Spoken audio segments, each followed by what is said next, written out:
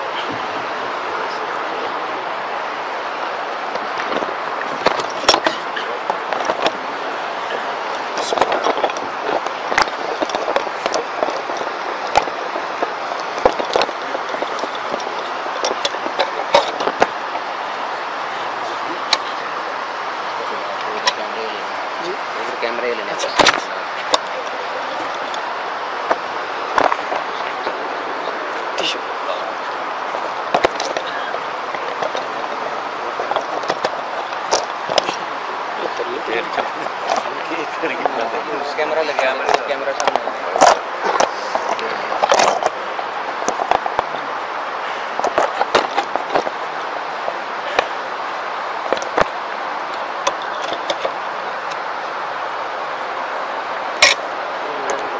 دور کرتے ہیں۔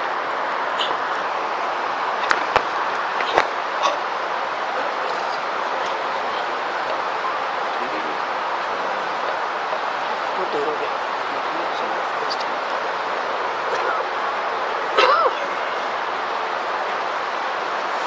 اعوذ باللہ من الشیطان الرجیم، بسم اللہ الرحمن الرحیم۔ کتاب انزلناہ الیک مبارک لیدبروا آیاتہ ولیتذکر اولو الالباب۔ صدق اللہ العظیم۔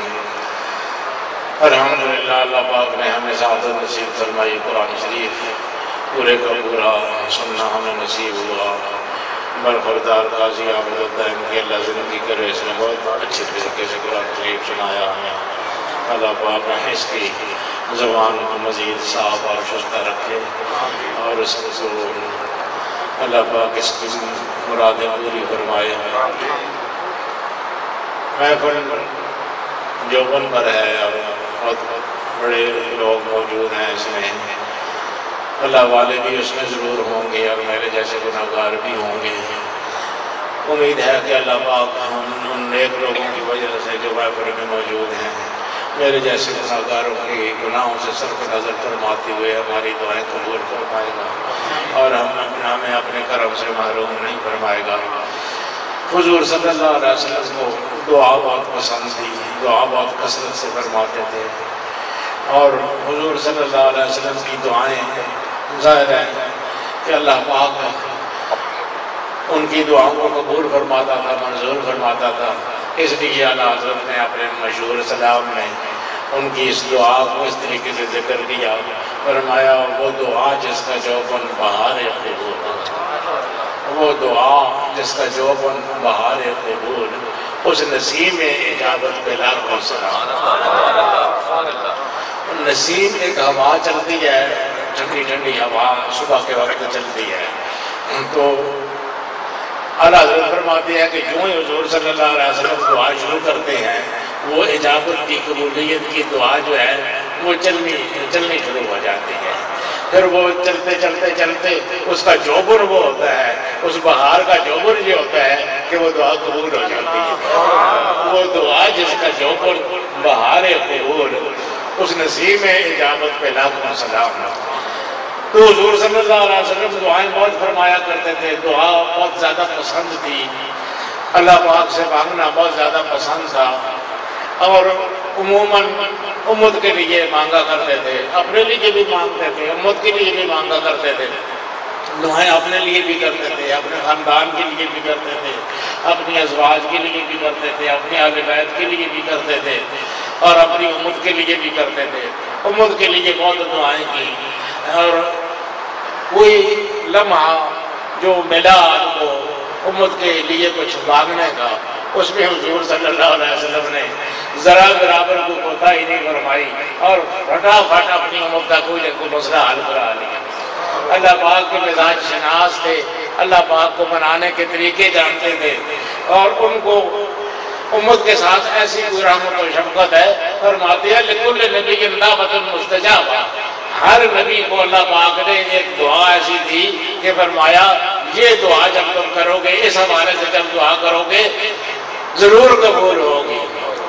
اور اللہ تعالیٰ نے مجھے بھی ایسی ایک دعوت، ایک دعا عطا فرمائی تھی، وَكُلٌّ عَجَّلَ بِهَا، باقی ساروں نے وہ دعائیں مانگ لی، زندگی میں نماز کے فارغ ہو گئے۔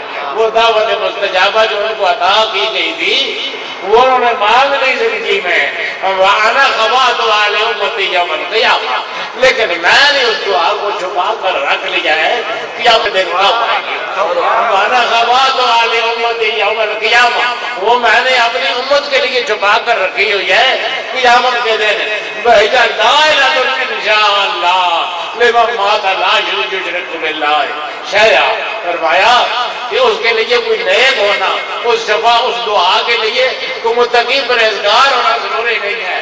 وَإِذَا دَاعِلَةٌ إِنْ شَاءَ اللَّهُ، اللہ نے چاہا تو وہ دعا شامل ہوگی ہر اس آدمی کو، لِمَن مَاتَ لَا يُشْرِكُ بِاللَّهِ شَيْئًا، بس دنیا سے توحید پر رخصت ہو جائے، مرتے وقت موحد ہو، مرتے وقت شرک اس کے اندر نہ پایا جاتا ہو، اس کا دل شرک سے پاک ہو، ایک اللہ وحدہ لا شریک کو ماننے والا ہو، بس اتنی ہی شرط ہے کہ دنیا سے اس حال میں رخصت ہو کہ ایک اللہ کو ماننے والا ہو، وہ میری دعا اس کو ضرور شامل ہوگی۔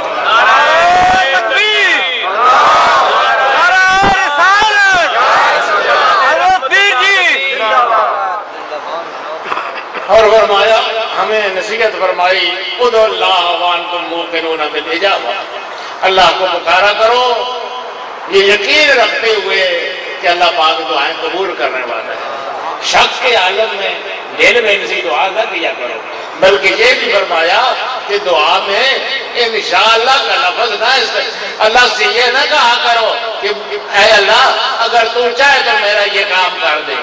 بھئی وہ تمہارے کہنے کے بغیر بھی وہ جو چاہے گا کرتا رہتا ہے، تمہیں یہ کہنے کی کیا ضرورت ہے؟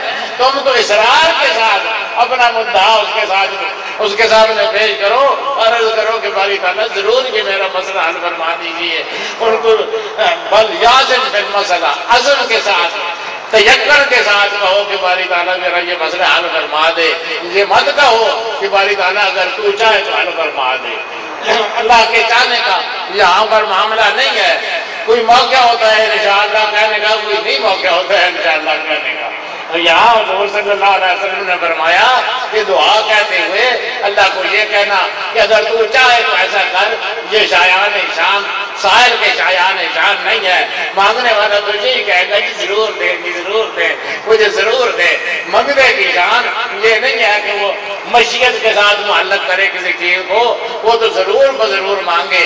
اس لیے فرمایا کہ ادعوا اللہ وانتم موقنون بالاجابہ، البتہ ساتھ یہ بھی فرمایا کہ وَاعْلَمُوا أَنَّ اللَّهَ لَا يَقْبَلُ دُعَاءً مِنْ قَلْبٍ لَاهٍ غَافِلٍ، فرمایا یہ بھی خیال رکھنا کہ دل اللہ کی طرف متوجہ نہ ہو، دل اللہ سے غافل ہو، دل اللہ کو لعب میں مشغول ہو، دل غیر اللہ میں پھنسا ہوا ہو، تو پھر وہ دعا قبولیت کے مرحلوں سے نہیں گزرتی ہے۔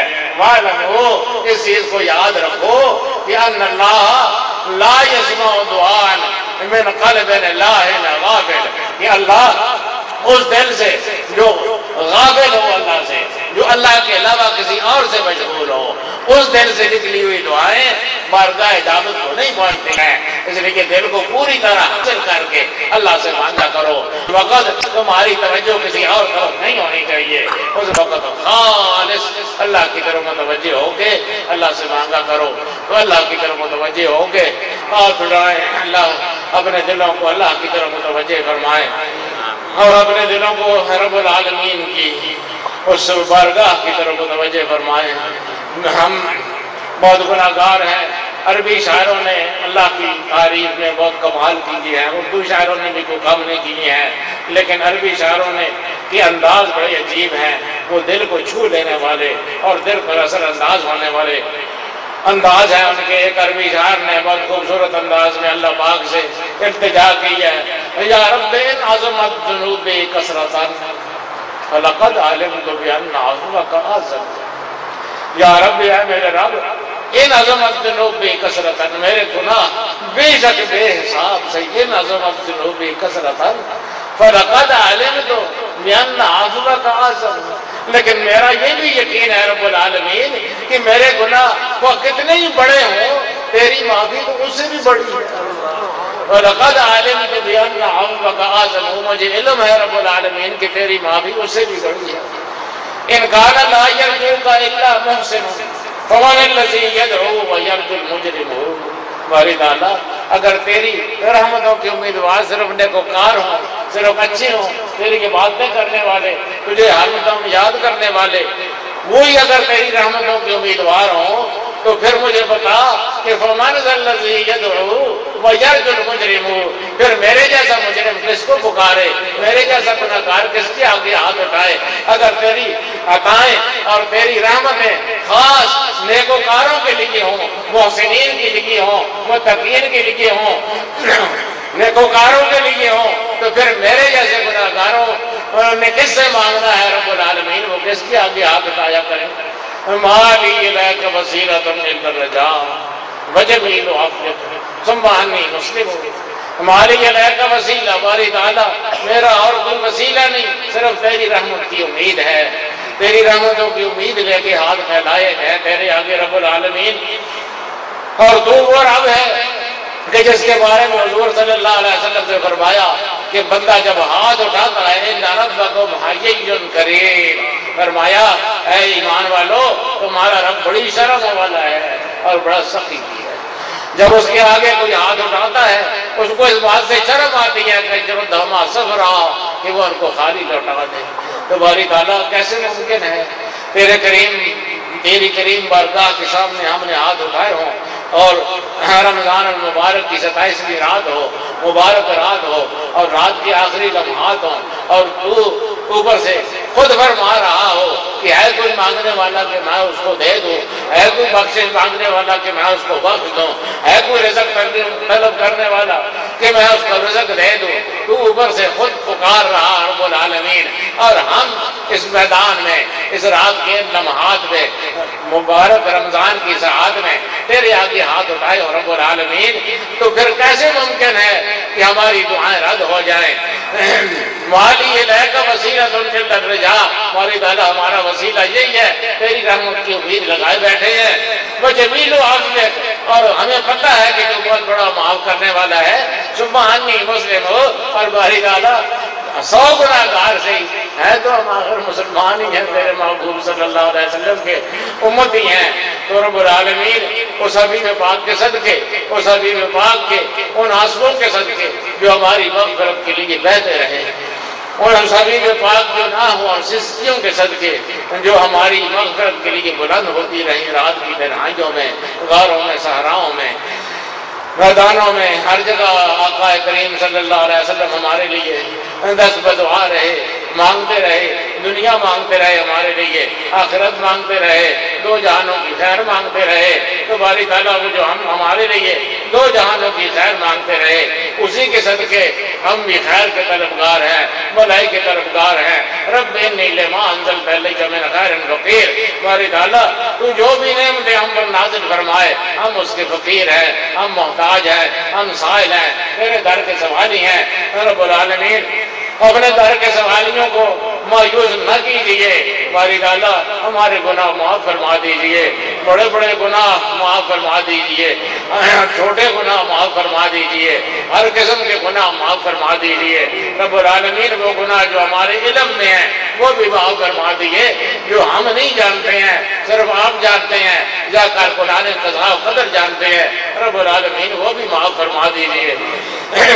हुज़ूर सल्लल्लाहु अलैहि वसल्लम ने फरमाया, अल्लाह पाक फरमाता है, अला कुल्लुकुम दाल्लुन इल्ला मन हदैता, ऐ लोगों तुम में से हर शख्स गुमराह है, इल्ला मन हदैत, मगर वो जिसको मैं हिदायत दूं। फस्तहदूनी अहदिकुम, मुझसे हिदायत मांगो मैं तुम्हें हिदायत दूंगा।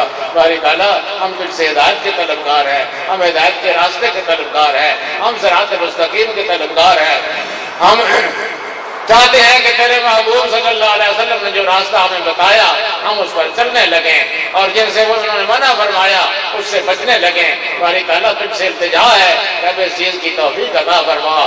और तेरे हबीब ने फरमाया कि रब्बुल आलमीन फरमाता है, अला कुल्लुकुम जाइउन इल्ला मन अतअमतुहु, तुम में से हर शख्स भूखा है, इल्ला मन अतअमतुहु, हाँ मैं जिसको ताआम दूं, मैं जिसको खाना दूं, मैं जिसको खिलाऊं उस पर रिज़्क़ वसी हो जाता है।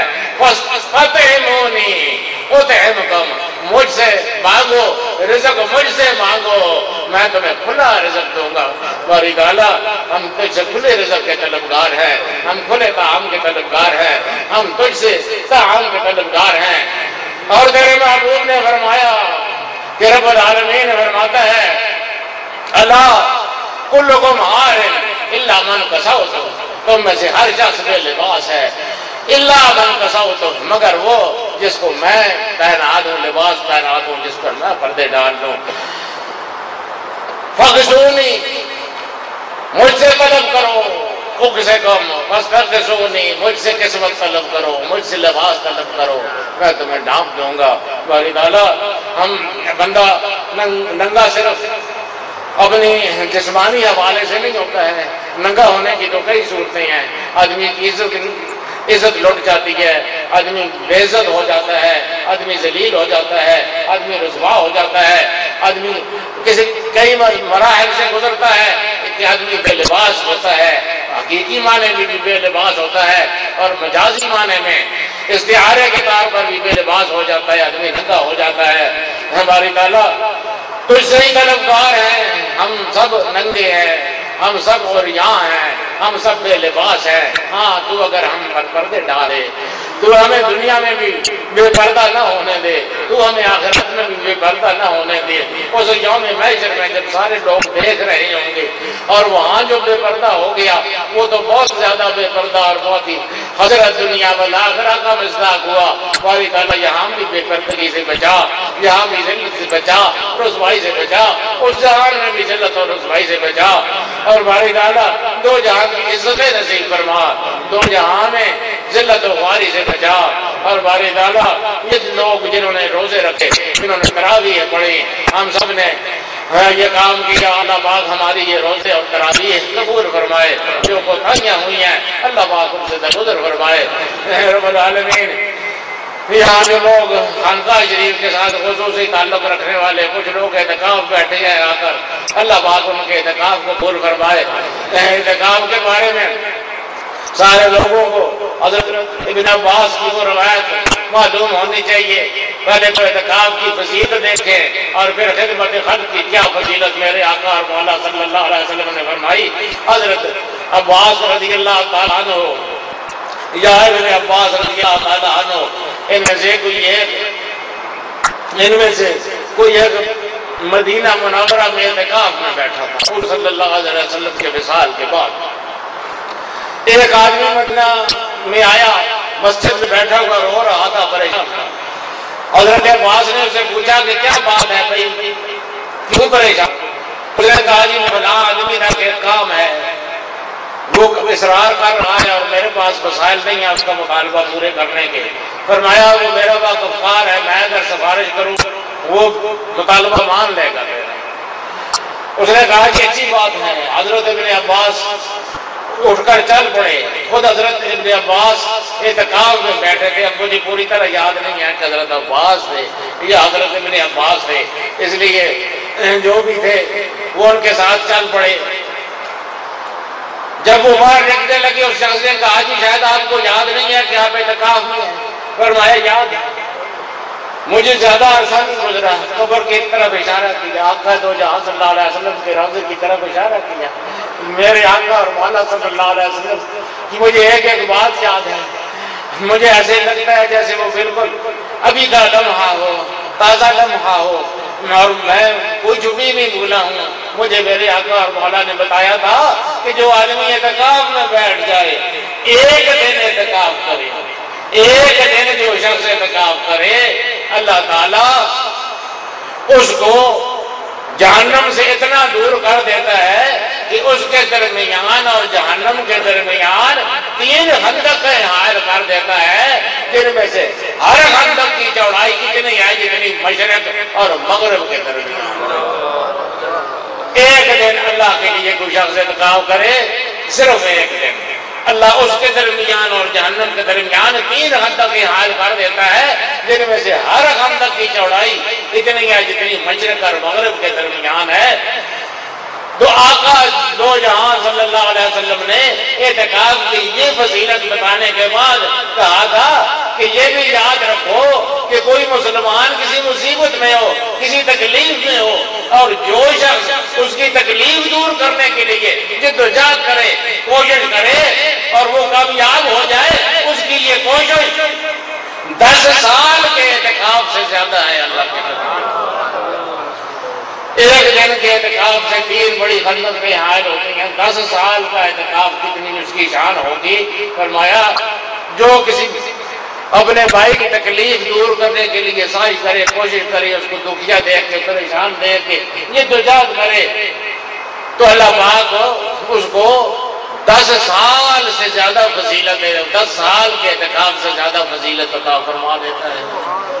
اعتکاف کی بھی بڑی فضیلت ہے، اور اعتکاف والوں کے لیے بھی اور ہمارے لیے بھی یہ نصیحت ہے آقا دو جہاں صلی اللہ علیہ وسلم کی. یہ پہلا سب ہے اعتکاف ہوگا کہ مخلوق کو ساتھی ہے، کنبہ کرو مہربانی تمہارے زمین پر، خدا مہربان ہوگا عرش بنی پر.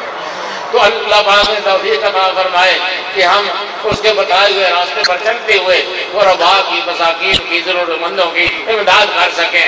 اللہ پاک اس سے خوش ہوتا ہے. اور رب العالمین نے فرمایا کہ اگر تم سارے جمع ہو جاؤ کسی جگہ اور مجھ سے مانگو سارے مل ملا کے، اور تم میں سے جو شخص جتنا چاہے میں اس کا ہر مطالبہ پورا کر دوں، تو میری بادشاہی میں ایک ذرے کے برابر کوئی کمی نہیں آتی ہے.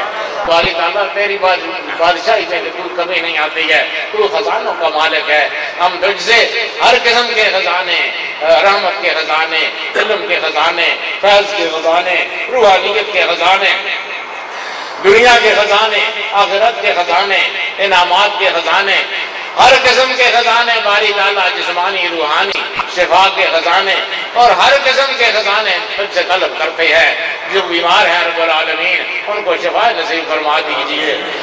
جو قرض دار ہیں ان کے قرضے دور کرنے کے اسباب پیدا فرما دیجئے. جن کی معاشی وسائل کم ہیں ان کے معاشی وسائل کھلے فرما دیجئے رب العالمین. اور رب العالمین مسجد اعتکاف کرنے والوں کے علاوہ جن لوگوں نے اعتکاف والوں کی خدمت کی ہے، دن رات ان کی خدمت کے لیے ایک چیز رکھے، ان کی سحریوں کا انتظام کیا، ان کی افطاریوں کا انتظام کیا، ان کو کھلانے پلانے کا انتظام کیا، مردوں نے کیا، گھر میں عورتوں نے کیا. ان سب کی یہ کاوشیں رب العالمین قبول فرما لیجیے. یہاں مسجد میں ترپال لگائی جا رہی ہے، نئے قسم کی، نئی ماڈرن قسم کی ترپال لگائی ہوئی ہے. لگانے کے لیے کام جاری ہے، آخری مراحل میں ہے، آخری مراحل میں پہنچنے والا ہے. اور دمٹھل سے، نارووال سے کچھ ماہرین آئے ہیں جن کا اپنا کارخانہ ہے اور زرعی انڈسٹری ہے باقاعدہ. وہ اپنے کارخانہ 10-15 دن سے بند کر کے یہاں بیٹھے ہیں. باپ بیٹھا ہے، بیٹے بیٹھے ہیں، بیٹیاں بھی آئی ہوئی ہیں گھر میں، اور یہ کام فی سبیل اللہ کر رہے ہیں. تو ان کی بھی بڑی قربانی ہے، بڑی جدوجہد ہے، اللہ پاک ان کی بھی قربانیوں کو قبول فرمائے، ان کی جدوجہد کو قبول فرمائے۔ جو لوگ افطاریوں میں سعادت تعاون کرتے رہے اور افطاریوں میں شامل ہوتے رہے، اللہ پاک ان کی بھی قبولیت فرمائے۔ جو کسی اور حوالے سے رمضان مبارک کے مہینے میں ہمارے ساتھ انہوں نے شمولیت کی، محبت کے ساتھ، اخلاص کے ساتھ، جو تراویحیں پڑھنے کے لیے آتے رہے دور دراز سے اپنی مسجدوں کو چھوڑ کر، اب محبت کے ساتھ، اخلاص کے ساتھ یہاں تشریف لاتے رہے، اللہ پاک ان کی حاضریاں قبول فرمائے۔ جو نزدیک سے آئے یا دور سے آئے، جو محبت اخلاص کے ساتھ آئے، ان سب کی حاضریاں رب العالمین قبول فرما لیجیے۔ اور باری تعالیٰ یہ سارا فیض اور یہ ساری رحمتیں اور یہ ساری آبادیاں صدقہ ہے شیخ مکرم حضرت معظم رحمۃ اللہ علیہ کا، باری تعالیٰ ان کے درجات بلند فرما دیجیے، ان کو اعلیٰ مقامات نصیب فرما دیجیے۔ خوش تو ہوتے ہوں گے وہ اپنی مسجد کو اس طرح آباد دیکھ کر اور بھرپور دیکھ کر، کیا خوشی ہوتی ہوگی ان کی کہ جس مسجد کا انہوں نے سنگ بنیاد رکھا تھا اور جس کام کا انہوں نے آغاز کیا تھا، مسجد کا بڑا شوق ان کو تھا، جس شوق سے انہوں نے اس کام کو شروع کیا تھا، اللہ پاک نے اسی ان کے ذوق کے مطابق اس کی تکمیل کی ہمیں توفیق عطا فرمائی۔ آخری مراحل میں ہے کام، جو کام باقی ہے اللہ کرے گا وہ کام بھی ہو جائے گا۔ بہرحال حضرت معظم کا یہ شوق تھا، ہم بھی اس کوشش میں ہیں کہ ان کا جو شوق تھا، جو ان کی مزاج کی نفاست تھی اور جس طرح وہ مسجد کو اعلیٰ بنانا چاہتے تھے، ہمیں اللہ پاک توفیق عطا فرمائے، ہمارے وابستگان کو اللہ توفیق عطا فرمائے، اور سارے اسے حضرت معظم کے اس مشن کی تکمیل کے لیے اللہ پاک ہمارے اندر جذبہ پیدا فرمائے رکھے۔ اللہ پاک اس مسجد کا جو کام باقی ہے وہ بھی ہمیں صحیح طور پر کرنے کی توفیق عطا فرمائے۔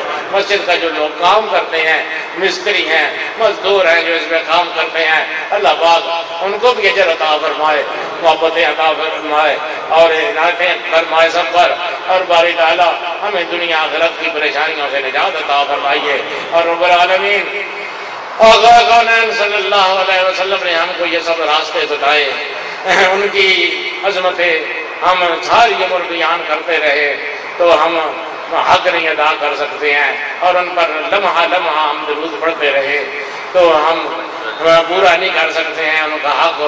ہاں البتہ اپنا کام بن جاتا ہے، وہ جس طرح میرا شعر ایک ہے، نہ دکھ اس سے پہنچے نہ غم اس سے پہنچے، نہ دکھ نیڑے آوے، نہ دکھ اس سے پہنچے نہ غم نیڑے آوے، جڑا روز بھیجے درودہ دی ڈالی، جڑا روز بھیجے درودہ دی ڈالی، جو حضور صلی اللہ علیہ وسلم پر درود بھیجتا رہے مسلسل، اس کی تکلیفیں خود دور ہو جاتی ہیں، اس کے سارے غموں کا اللہ پاک کفیل ہو جاتا ہے۔ باری تعالیٰ ہمیں اس آقا پر زیادہ سے زیادہ درود پڑھنے کی توفیق عطا فرمائیے، ہمیں اپنے کلام کی زیادہ سے زیادہ تلاوت کی توفیق عطا فرمائیے، اور ہر وہ کام جس سے رب العالمین آپ راضی ہوتے ہیں اور آپ کے رسول راضی ہوتے ہیں، ہمیں وہ کرنے کی توفیق عطا فرمائیے، اور ہر وہ کام جس سے آپ اور آپ کے رسول ناراض ہوتے ہیں ان سے ہمیں بچنے کی توفیق عطا فرمائیے۔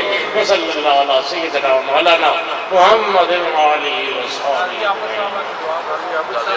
اور قاضی عابد صاحب کے لیے تو ہم دعا کرتے ہی رہتے ہیں، پھر دعا کرتے ہیں اللہ پاک اس کو خوشیاں نصیب فرمائے، اولاد کی نعمت اس کو عطا فرمائے، قرآن شریف کی برکت سے جو اس نے سنایا ہے بہت اچھے طریقے سے سنایا ہے، اس کی برکت سے اللہ پاک، قرآن سے بڑا وسیلہ اللہ کے دربار میں کیا ہو سکتا ہے؟ اللہ کے دربار میں سب سے بڑا شفیع قرآن ہے، قیامت کے دن بھی ہماری شفاعت فرمائے گا، تو ہم اسی قرآن کو اس کی بارگاہ میں شفیع بنا کے، سفارشی بنا کے بارگاہ رب العزت سے سوالی ہیں کہ رب العالمین اس کلام کے صدقے جو تو نے اپنے محبوب پر نازل فرمایا اور جس کو ہمیں یاد کرنے کی سعادت نصیب فرمائی تو نے، اور جسے قاضی عابد نے نہایت ذوق شوق سے سنایا اور پایا تکمیل تک پہنچایا، اس قرآن کے صدقے باری تعالیٰ اس پر اولاد کے حوالے سے اور ہر حوالے سے، صحت کے حوالے سے، دیگر حوالوں سے، اس پر ہی نہیں اس کے دوسرے بھائی پر بھی اللہ کرم فرمائے، اس کی بہنوں پر بھی اللہ کرم فرمائے،